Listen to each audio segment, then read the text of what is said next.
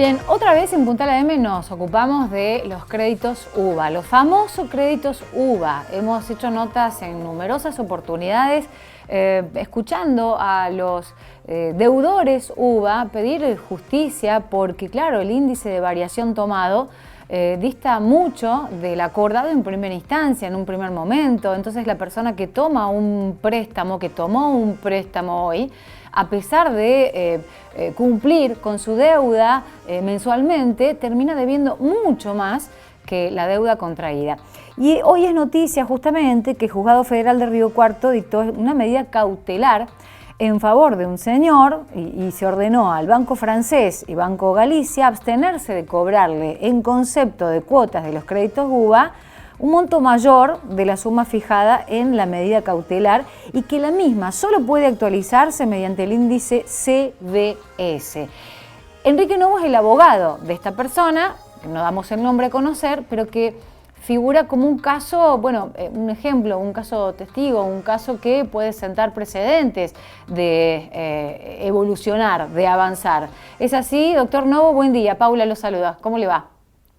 ¿Qué tal? Buen día, Paula. Sí, sí, están en una situación muy acuciante los deudores UVA y UBI, porque son dos tipos de crédito distintos, pero sí son un tanto perversos porque el sistema hace que cada vez paguen cuotas mayores y paradójicamente cada vez deban más dinero. En este caso puntual, no fueron créditos tan grandes lo que tomó el deudor. En suma eran aproximadamente 500.000 pesos. Él lleva pagado la mitad de las cuotas de los dos, lleva pagado aproximadamente 600.000 pesos, pero el sistema dice que él debe 1.600.000, más de 1.600.000. Lo que hace que, no sé si se me ve o no se me ve, pero bueno, Sí, sí, no estamos cambia viéndolo mucho. bien. Sí, sí. No cambia mucho mi cara, pero no sabía si, como no veo. O sí cambia, pero creo que es mejor que no se vea. No. No, bueno, eh, el, acá lo importante es que el juez hoy puso paño frío, por así decirle, Ajá. porque baja la cuota. Las cuotas en suma más o menos eran aproximadamente 47.000 y se bajan eh, bastante para esta persona porque es importante la, la rebaja se bajaría a unos 34.000, Ajá. pero o sea, y lo que hace que de ahora en más, mientras dure el juicio, se tiene que actualizar por CBS. Pero creo que lo más importante es lo de fondo, es la Cuando pelea. decimos el código CBS es el índice de variación salarial, ¿no? Uy, perdón, es el coeficiente El CBS, no coeficiente. código. Sí, sí, que fija el INDEC. Sí, eh, lo más importante es lo de fondo, que es la pelea de la lucha para que se declare inconstitucional las normas del Banco Central que autorizaron todo este descalabro, normas que no son acordes a lo que establece el Código Civil y Comercial sobre los préstamos bancarios, ni tampoco acordes con la Constitución Nacional. Nosotros pedimos que se declare esa inconstitucionalidad, entonces que se readecúe en base a la pretensión estos contratos tomados oportunamente con la teoría del perdón, con la teoría del esfuerzo compartido, teoría que ya fue aplicada por distintos jueces en otras ocasiones, incluso hace unos 20 años con los problemas generados por el corralito, ¿no? Más corralito, las normas de especificación en realidad. Entonces la idea es que se establezca ab initio, es decir, de un principio, que esto hasta la fecha de sentencia se actualice esa deuda no con el índice que se ha hecho, sino con un punto intermedio entre ese índice y el índice que había proyectado, y los índices, perdón, que había proyectado el Banco Central, gran responsable de esto, ¿no? Por eso está demandado también el Banco Central, no solamente los dos bancos privados. Si no es así Sí. y el Poder Judicial postula otro sistema, lo mismo nosotros estamos convencidos que va a ser mejor que el que están sufriendo actualmente los deudores UVA. Claro. Entonces confiamos mucho en que el Poder Judicial va a traer razonabilidad, va a traer coherencia, va a traer cordura a esta absurdidad en que se encuentran inmersos los deudores UVA. Claro, bueno, justamente pensaba, digo, ¿es la única forma la de gestionar individualmente, caso por caso, algo que abarca a tantos argentinos, argentinas que tomaron esa deuda irresponsablemente, no, digo, irresponsablemente diseñada y aprobada por un grupo de personas, ¿no? Porque las leyes las hacen las personas, y esto lo dice usted como docente de abogacía. Digo, ¿cómo puede ser que tengamos que recurrir a esto, ¿no? La gestión individual, caso por caso, de una norma que en realidad es general, lamentablemente. Nosotros estuvimos estudiando 4 meses el tema. Analizamos medidas cautelares de todo el país, pero también analizamos las leyes de fondo y llegamos a esta conclusión, que sería soberbio de mi parte creer que soy el dueño de la razón y que los jueces tienen que coincidir conmigo y con el doctor Ezequiel Blencio, que me acompañó en la confección de la demanda. También trabajaron unos contadores porque nosotros presentamos un informe pericial. Yo qué le podría decir, ojalá que más temprano que tarde el Estado Nacional se involucre de una manera definitiva y no con soluciones espasmódicas como fue la del año pasado, esa suspensión. Hay muchos proyectos en la Cámara de Senadores y Diputados que deberían analizarse y votarse para que esta gente tenga una solución definitiva. Si ello no ocurre, van a necesitar acudir a su abogado de confianza, que hay muchos y muy buenos abogados en todo el país, para buscarle una solución. El abogado no debe ser un problema, el abogado debe ser un canal para la solución. Entonces tienen que dar con el abogado de confianza en el que se sientan tranquilos, porque hay mucha gente que tiene temor de sumar otro problema con el abogado. Es lamentable, pero es así. Y más Hay dinero muchos aparte, ¿no? Sobre que lo que se serios debe. y honestos que le tienen que generar confianza y se tiene que animar la gente a acudir. Claro. Enrique pensaba, ¿cuánto puede demorar esta sentencia para que se dicte justamente a ver si puede existir la posibilidad de reestructuración de la deuda con este esfuerzo compartido que proponen? Yo creo que no va a durar mucho, ¿eh? No va a ser un proceso muy largo, porque la prueba que hemos ofrecido es bastante contundente y de posible desarrollo ágil.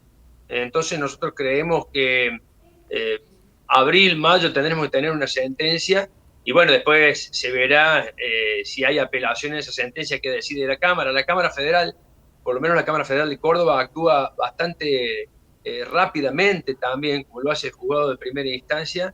Hoy están trabajando este fuero con mucha empatía hacia la sociedad.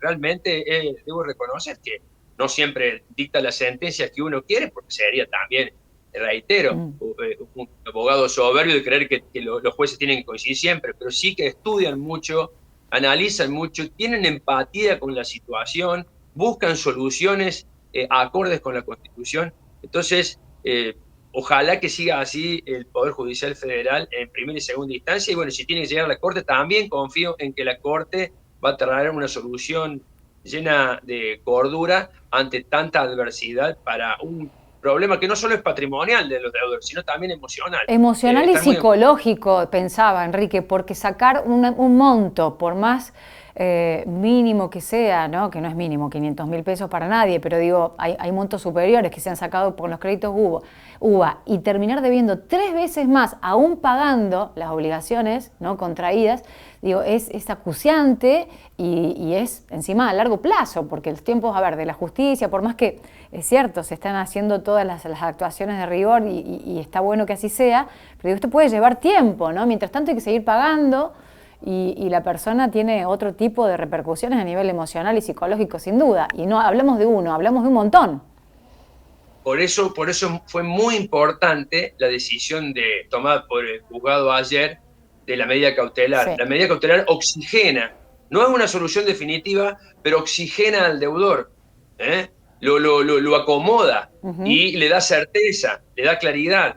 Eso es lo importante de la medida cautelar. Sí. Obviamente que lo más importante es la de fondo, pero en el mientras tanto es trascendente y se han dictado medidas cautelares en distintos lugares del país con distinta sintonía, pero siempre en general, ¿no?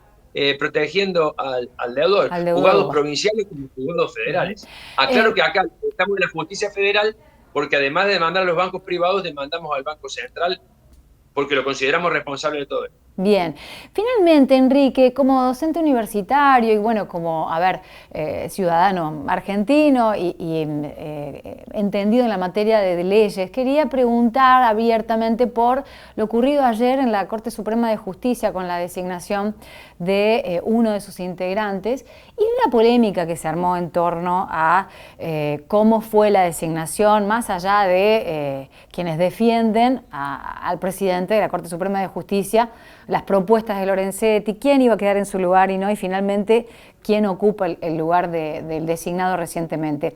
¿Cómo es el proceso de la designación de los integrantes de la Suprema Corte de Justicia y por qué ayer se armó una polémica y un debate y se puso en el ojo de la tormenta la designación del presidente?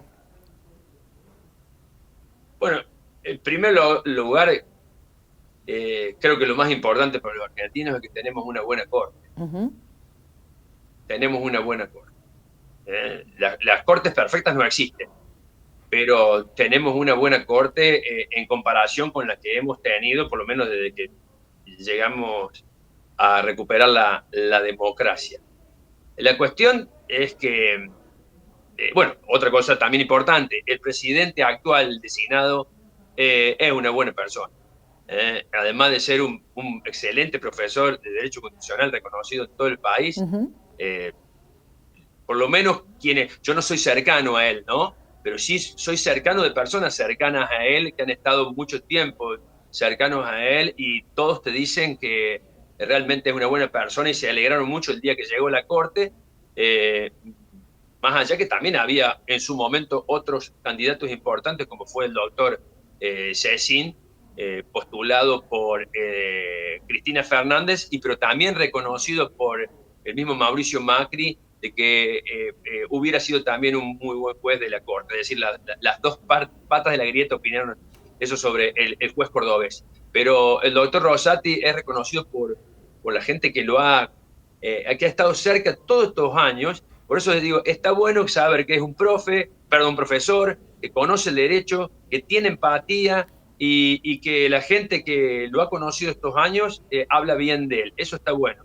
Y los problemas también tenemos que saber que son personas y hay egos y hay conflictos sobre las miradas, sobre el rol que debe cumplir una corte o un presidente de la corte, y seguro eso ha sido lo que ha traído esas desavenencias. Sí, pero más allá de eso, más allá de Rosati, la cuestión técnica, la votación y por qué entre 3 definieron si debían ser 5, ¿cómo fue la cuestión técnica de la designación? ¿Está bien? ¿Cómo es? Hay fallos que pasa lo mismo. Uh-huh. Hay fallos que vienen con mucho menos votos porque hay una situación particular que no están los fallos con los 5 votos y tiene valor jurídico igual. Acá votaron 3 de los 5 y eso ya le da la mayoría suficiente, es decir, cumple con la norma. Después, ¿qué es lo que hay atrás? Sería irresponsable de mi parte decir algo, porque no conozco. Uh-huh. Intuyo que debe haber esa cuestión que está vinculada con egos, con miradas distintas de lo que es la Corte y la presidencia de la Corte, no conformidad con determinadas situaciones. Puede haber habido diferencias recientes sobre algún fallo, alguna discusión, y bueno, y como ocurre en las relaciones personales, muchas veces esas situaciones son llevadas a estas cuestiones formales, sí, que se ven, que a lo mejor nosotros no nos hubiéramos enterado nunca si ayer participaban los 5 y votaban todos, aunque hubiera salido 4-1 la decisión. Es decir, me parece que no hay que sumarle más dramatismo de lo que ya tiene el pueblo argentino. Reitero, tenemos una corte que está mirando los derechos sociales, que está mirando el interior, que seguro que se equivoca como todas las personas, pero es para tener esperanza, y máxime pensando en los deudores UBA. Uh-huh. Estoy convencido que si llega un caso ahí rápidamente van a dictar un fallo que traiga cordura y razonabilidad a tanta barbarie, ¿no? Enrique Novo, muchísimas gracias por el contacto con Puntal AM. Hasta luego. Gracias, Paula. Que andes bien. Bueno, ahí estaba el abogado, en este caso el defensor y promotor de la cautelar junto con su socio, que sale beneficiando a este deudor UBA, que termina pagando mucho más o debiendo mucho más de lo que sacó en su primer momento con este crédito polémico, ¿no? Estos créditos polémicos que siguen siendo noticia permanentemente y centro de atención para llamar un poco a la cordura por parte de quienes toman las decisiones en la República Argentina.